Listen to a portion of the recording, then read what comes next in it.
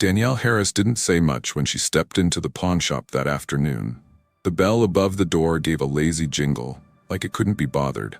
Her sneakers squeaked on the tile, the kind of sound that makes you feel exposed, especially when you don't want anyone to look at you. The old man behind the counter didn't smile. He didn't scowl either, just watched, like he already knew something. Danielle pulled the velvet pouch from her coat pocket. She placed it down gently. The weight of it felt heavier than before, heavier than just gold and stones, maybe because it was the last thing her mother ever gave her, maybe because it was the only thing she hadn't already sold. He opened the pouch carefully. When the necklace spilled out into the light, he paused.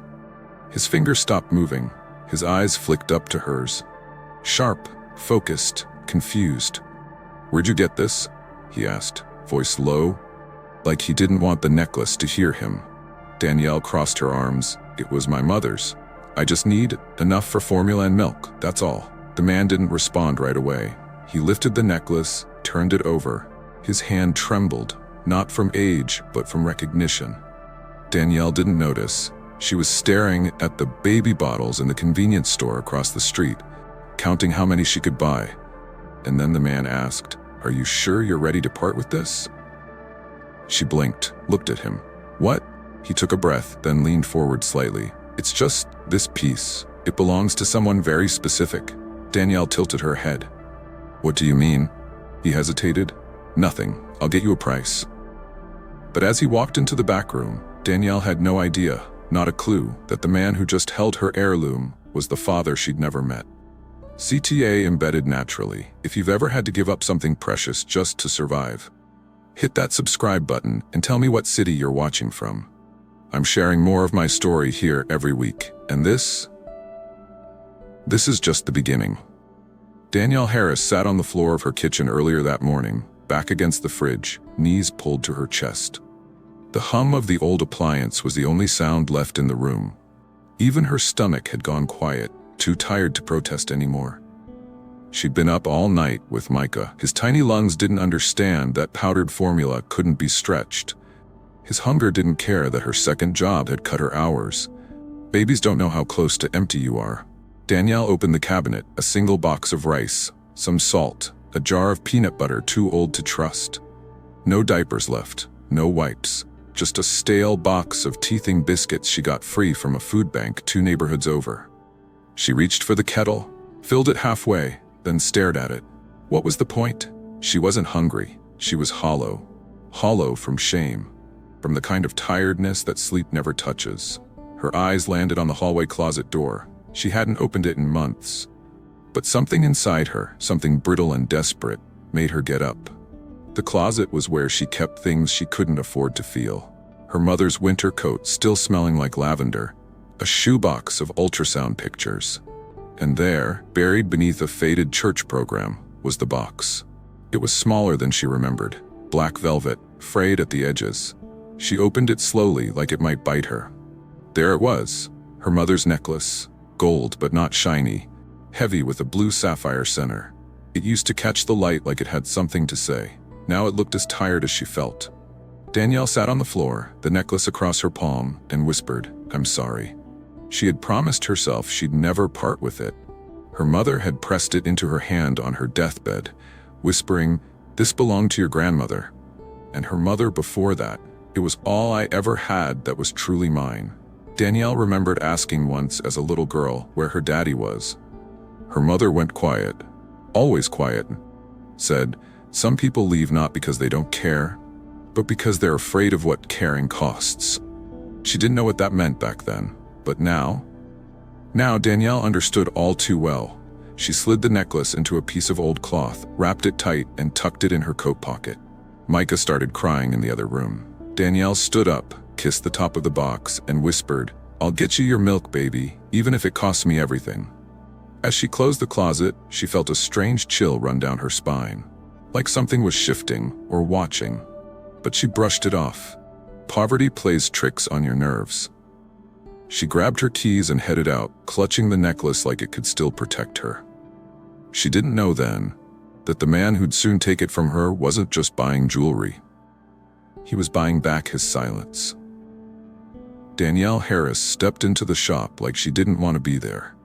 Not because of the space, it was cleaner than she expected, but because of what it meant to walk through that door. You don't come to a pawn shop with heirlooms unless life has already stripped everything else from you. She didn't bother reading the sign above the door, just something gold and scripted. She was too focused on getting back home before Micah's next cry. The man behind the counter looked up from his newspaper. He wasn't what she pictured. No gold chains, no smirk, no radio playing in the background. Just silence. And something in his eyes that made her shift uncomfortably. Like he knew her. Or maybe just her kind. Danielle reached into her pocket and set the cloth down. Her fingers hesitated before unwrapping it. "This is real," she said quickly. "It's gold, sapphire center. My mother said it was valuable. I just need enough for a few things. Milk, formula, diapers if you can stretch it." He didn't speak. He reached forward, unwrapped the necklace, and let it drape across his fingers like it was made of spider silk. His eyes narrowed. Not suspicious, something deeper. Recognition. Danielle waited, crossing her arms. "You said it was your mother's?" he finally asked, voice even. She nodded, impatient now. "Yeah, she passed years ago. It was all she had left from her own mother. I know you're probably gonna lowball me, but look, I'm not here to haggle. I just need enough to feed my son." The man looked at her. Something about the way he studied her face made her spine straighten, but she held his gaze. He turned the necklace over and something caught in his throat. A small marking on the back of the clasp, tiny initials etched by hand. TM to RH. Danielle didn't notice. Her eyes were on the row of baby wipes stacked behind the counter. "I'll have to take this in the back. It's delicate," he muttered. She shrugged. "As long as you come back with cash." As the door swung shut behind him, Danielle sighed and leaned against the glass. The air smelled like old wood and steel polish. She tried not to think too much. Tried not to think about the shame, or the last time her mother wore that necklace, at the hospital, tubes and all. Behind the closed door, Thomas Morris sat down slowly on a wooden stool. His hands trembled. He knew that necklace. He remembered every curve of the gold, every shimmer of that stone. And he remembered the woman he gave it to, decades ago. Her skin, the color of burnished bronze, her laugh sharp as broken glass, her anger sacred. "Rebecca Harris." He pressed his palms to his face and let out a shaky breath. Then he opened a drawer. Inside were several letters, unopened and unmailed. Outside, Danielle checked her phone. 5 missed calls from her neighbor. Micah was awake. She knocked on the glass. "Hey, you almost done?" The man emerged slowly, his face calmer, but paler. "Yes, I can offer you more than you're expecting. It's a fine piece." Danielle didn't smile. "I don't need more. I just need milk." He handed her the money, more than she thought, and said nothing more. But in his mind, he was replaying a name. One he hadn't said out loud in 24 years. Danielle. Danielle Harris walked back into her apartment balancing a sack of groceries, a crumpled receipt, and her baby in one arm. The door creaked like it always did, like it was tired too. She placed the formula on the counter like it was made of glass. Micah stirred, his fists balled, mouth searching. She mixed the powder faster than she meant to. The relief she felt when he latched on almost made her cry. She stared down at him, whispering, "It's okay now, baby.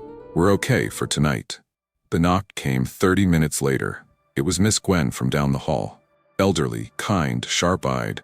The type of woman who always knew more than she let on. Gwen leaned against the doorframe like she'd been standing there forever. "I saw you leave with that little black box," she said softly. Danielle didn't answer. Gwen held up something, a yellowed envelope with worn edges and a name written in cursive, Danielle. "I found this in the back of your mother's Bible the day of the funeral.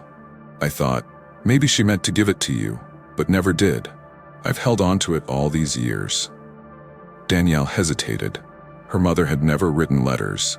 She was the type to talk with her eyes or not at all. Gwen stepped forward and placed the envelope in Danielle's palm. "Read it when you're ready, but don't wait too long. Some things only make sense when you're still hurting." That night, after Micah fell asleep, Danielle sat on her worn-out couch with the TV off and nothing but the streetlight outside washing her in pale orange glow. She opened the envelope. Inside, folded 3 times, was a single sheet of lined paper. The handwriting was shaky but unmistakable. her mother's. "If you're reading this, I'm not beside you anymore. And I'm sorry I never had the courage to tell you while I was alive. But the man who gave you life, he wasn't a stranger. He wasn't a monster. He was scared. He was kind. And he loved you, even from a distance." Danielle's chest tightened. "His name is Thomas Morris. He gave me that necklace when I told him about you. I didn't want to make you carry the burden of his absence, so I said nothing. But now I realize silence has a cost too." Danielle dropped the letter. Her mind reeled. Thomas Morris? She remembered the man from the shop, the way his eyes lingered, the tremble in his hands, the way he asked if she was sure about selling it. She stood slowly, walked to the small kitchen window, and for the first time in years, said his name out loud. Thomas. The air felt heavier, denser, like the walls had been waiting for her to say it all along. She turned, picked up the necklace again, but it wasn't just jewelry now. It was evidence. It was history. And maybe, just maybe, it was her father's voice reaching through time. Danielle didn't know what she'd do next, but something inside her whispered, "Look again at the sign on the shop." Danielle Harris didn't sleep that night. The letter stayed on her nightstand like a whisper she couldn't shut up. Her mother's words burned behind her eyes, not just the name, but the admission of silence, of protection masquerading as secrecy. By morning, Danielle was dressed before Micah stirred. She wrapped him tight in his carrier, her heart pounding harder than her footsteps. The world outside looked different now. Like every street sign might be a clue she had missed her whole life. She hadn't noticed the name the first time. The shop had been a blur of nerves, hunger, and shame, but now her eyes went straight to it. Morris & Co. Estate Jewels. Her breath caught. She stared at the gold lettering for a long moment, her fists clenched at her sides. Her mother hadn't lied. She had just buried the truth beneath too many years of pain. Danielle stepped closer to the door, heart pounding in her ears. The bell rang as she entered. Same sound, same chill. The man at the counter looked up from a tray of old brooches. His face changed, like he'd been expecting this moment, or dreading it. Danielle didn't hesitate. "You're Thomas Morris," she said. He didn't flinch, just studied her with eyes full of regret. "I am." Her throat went dry. "You knew who I was yesterday," he nodded slowly. "I suspected, but I wasn't sure. Not until you left." Danielle's hands trembled. She stepped forward, voice harder now. "You saw the necklace, you saw me, and you still let me walk out of here. Desperate, broke, selling my mother's last memory just to buy milk." Thomas looked down. "You look just like her." "That's not an answer." "I didn't know what to say," he said. "I haven't known for over 20 years. Danielle wanted to scream. She wanted to throw something, but all she could manage was, "You were here, this whole time, 10 minutes from where I lived." "I didn't know," he said quickly. Your mother didn't want contact. She told me to stay away. And you listened," she snapped. "You stayed away. Congratulations." Thomas stepped out from behind the counter. His steps were slow, deliberate. "I wasn't ready. I was 19. My parents, they weren't okay with her being black. Said it would ruin the family name." Danielle scoffed. "And you let them win."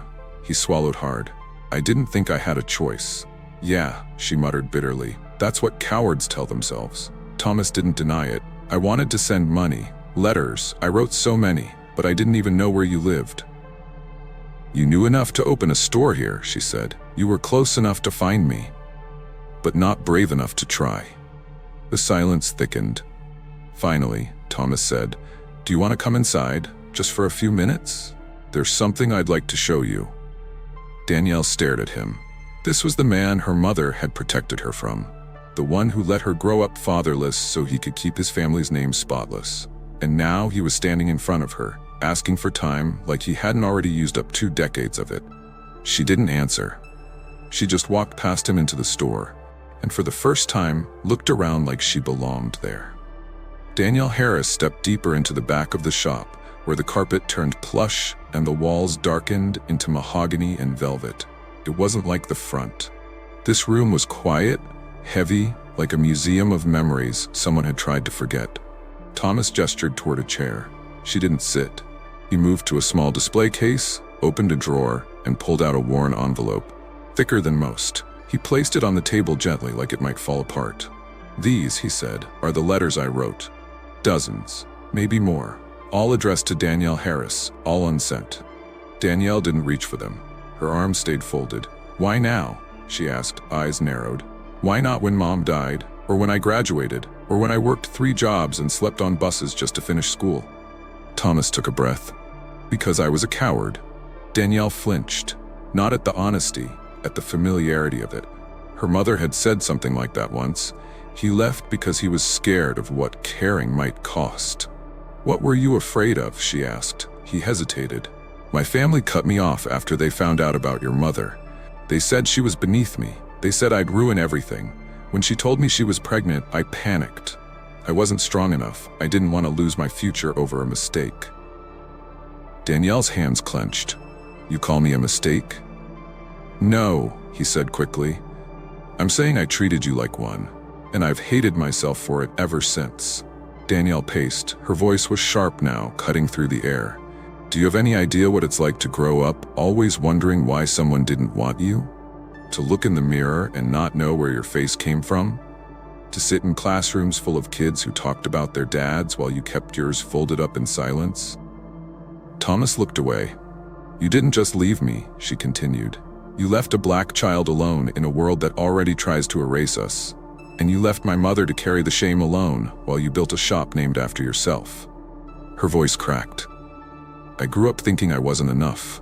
Not light enough, not soft enough, not worth staying for."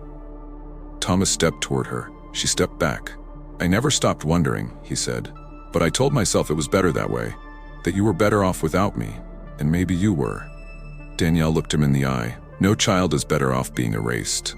He nodded slowly. "I know that now." They stood in silence. For a moment, the years between them collapsed. Then Thomas turned and opened a different drawer. Inside, nestled in dark velvet, was a necklace, not the one Danielle sold, but another. Simpler. Silver, with a small blue stone like the one in her heirloom. "I made this," he said, "the year you turned 10. I never gave it to you. I didn't know where to send it." Danielle looked down at the necklace. Her face was unreadable. "You can't buy forgiveness," she whispered. "I know," he replied, "but it's not for sale. It's yours. Always was." She didn't reach for it, but for the first time she looked at it without flinching. Danielle Harris didn't take the necklace. Not then. It stayed in the velvet box, untouched, while the silence between them grew heavy and wide like a canyon carved over years. Thomas sat back down, rubbing his temple with a hand that no longer trembled. There was no more hiding now, just the bitter taste of what had been left unsaid too long. "I wanted to make things right," he said, "but I've realized there's no such thing. There's just showing up, late, honest, willing." Danielle nodded slowly. "And even then, some doors don't open." She turned toward the bookcase behind him.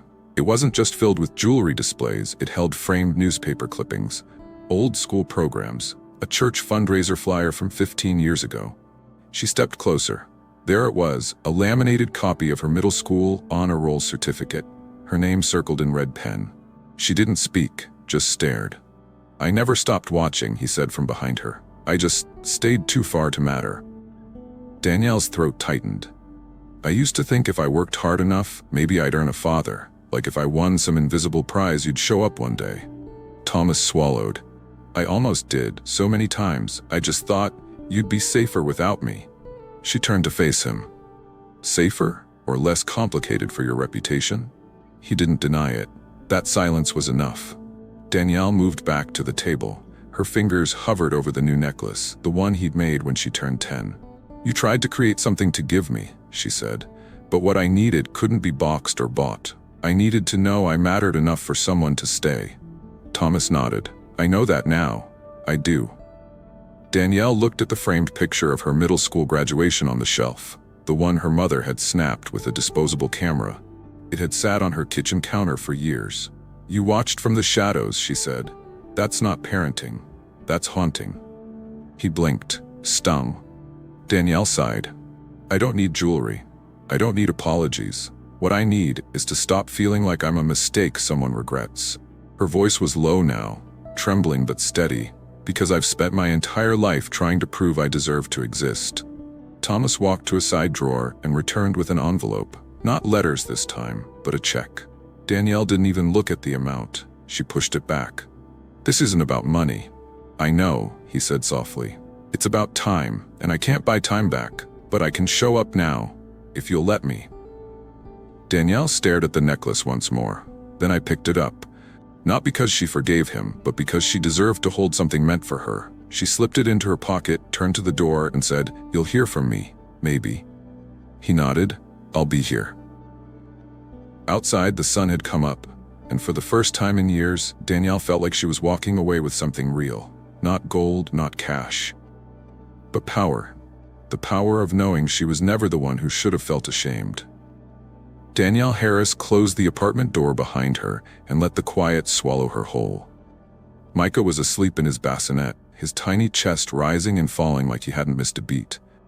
Like the world outside hadn't cracked open. Danielle stood in the kitchen holding both necklaces, the old one from her mother, worn and dulled with time, and the newer one from Thomas, cool and unearned. She set them on the counter, side by side. One was a gift passed down through Black womanhood. Pain, strength, survival carved into every link. The other was a late apology dressed as silver. She touched the older one first. Her mother's necklace. That necklace had been with them through every eviction, every hunger pang, every whispered bedtime prayer. It had been tucked in her mother's purse when they were told at school they couldn't qualify for financial aid. Worn proudly to church, even when their clothes came from donation bins.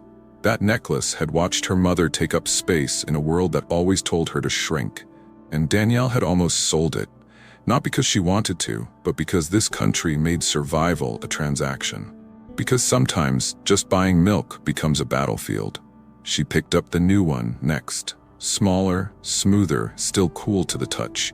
It carried guilt, not history, a token from a man who hid behind legacy, who let racism dress itself up as family pride. Danielle whispered to herself, "You don't get to rewrite what you erased." But she didn't throw it away. She didn't slam it in a drawer. Instead, she tucked it into the box next to the heirloom. She wasn't ready to forgive, but she was ready to decide what forgiveness meant, on her own terms. Later that night, she sat down with pen and paper. She hadn't written a letter since high school, but this one came easy. "Thomas, you asked what I needed. I still don't have that answer, but I think my son might need something I never had. The truth." She included a photo, a picture she'd taken just last week of Micah in his onesie, chewing on his fingers and grinning wide like the world had never wronged him. She sealed the envelope, addressed it to the shop, and placed it beside the necklaces. Before bed, Danielle looked in the mirror and said, "I am not something to be claimed, I am someone who survived." She slept better than she had in weeks. Danielle Harris didn't expect a response. She mailed the letter without ceremony, no return address, no smiley face on the back flap. Just a photo, a truth, and a door left slightly ajar. 3 days later, he came. She heard the knock while folding laundry, soft, almost unsure. When she opened the door, Thomas Morris stood there, a paper bag in one hand and eyes red around the edges. "I brought diapers," he said awkwardly, "and wipes, and I wasn't sure what kind of formula he uses, so I—" Danielle didn't take the bag, but she opened the door wider. He stepped in like a man unsure of the floor beneath him. Like he knew this wasn't just an apartment, it was a space soaked in every struggle he hadn't shown up for. Micah was in his bouncer, cooing softly. When he spotted Thomas, he smiled, reaching out with those gummy hands like he didn't know what pain was yet. Thomas froze. "He looks like you." Danielle sat on the armrest of the couch, arms crossed. "No, he looks like my mother." Thomas approached slowly, not too close, just enough to kneel beside the bouncer and offer his finger. Micah grabbed it without hesitation. Danielle watched it all in silence, not because she was moved, but because she didn't trust her voice not to shake. From the hallway, Miss Gwen peeked in, eyes wide, lips pressed tight. She gave a small nod and disappeared again. Danielle didn't need words from her. That nod said it all. You did what she never could. You let the wound breathe. "I don't want to confuse him," Thomas said softly. "I don't even know what to call myself." Danielle finally spoke. "He doesn't need a title. He needs a world that doesn't abandon him." Thomas looked up at her. "I'm trying." "You're late," she said, "but maybe not too late." The weight in the room shifted, not lifted, not gone, but lighter somehow. Grief had stretched between them for decades, but now it had a shape, a name. a place to sit. He stood slowly. "If you'll let me, I'd like to keep showing up." Danielle nodded once. Not a yes, not a no, just enough. She walked to the kitchen and returned with the envelope he'd left behind, the one with the check she hadn't cashed. She handed it back. "Money doesn't raise a child," she said. "Presence does." He looked at her, then at Micah, then quietly pocketed the check. Danielle turned toward the hallway, her voice firm as ever. "Next time, bring books. He likes when people read to him." Thomas smiled, tears in his eyes now. Next time. Danielle Harris hadn't stepped into the pawn shop since that day. But 6 weeks later, with Micah bundled in her arms and the air smelling like the first touch of spring, she found herself there again, this time without fear in her chest. The sign above the door hadn't changed. Morris & Co. still glinted in the sun like it belonged to history, but this time, Danielle didn't shrink beneath it. She walked through the door like a woman who owned every step. Thomas was behind the counter. He stood straighter now, looked her in the eye. Without a word, he reached beneath the glass case and placed something carefully on the counter. Framed in oak and lined in deep velvet, it shimmered faintly beneath the overhead light. The heirloom necklace. Her mother's. Restored, preserved like a piece of soul. Danielle's breath caught. "I told you it was never for sale," Thomas said. "I just didn't know how to give it back." She stepped closer, running her fingers over the glass. For a long moment, she said nothing. Just stood there, cradling her son, holding 3 generations of memory in her gaze. Then she looked up. "Thank you," she whispered. "Not for the necklace, but for finally seeing her." Thomas nodded. "I'm learning." Slowly. Danielle gave a small smile. "Just don't stop." As she turned to leave, Micah giggled in her arms. A sound so light, so free, it made the dust in the shop shimmer like gold. Outside, the sun hit her face. Warm, soft, a kind of warmth that didn't ask permission. She didn't know what the future held. But she knew one thing.